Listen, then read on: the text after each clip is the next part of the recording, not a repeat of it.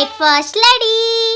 సీత, ఏ స్పెషల్ చేసావు? ఇడ్లీ, దోశ, వడ, పూరి అవన్నీ ఎప్పుడు తినేవే కదా అమ్మగారు.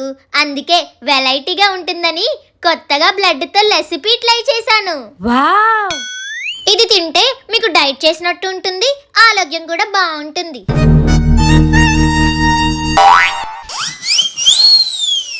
సీత, నువ్వు తింగరదాని అనుకున్నాను కానీ నువ్వు చాలా మంచిదానివే సీత.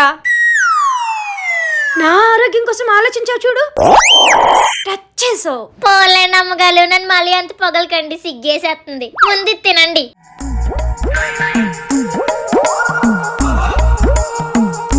సీత, ఈ బ్రెడ్ ఏంటి అదోలా ఉంది? చూడ్డానికి జామ్ లానే ఉంది, కానీ టేస్ట్ మాత్రం అలా లేదు.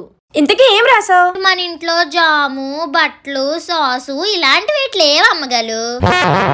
వెరైటీగా ఉంటుందని పేస్ట్ రాసాను.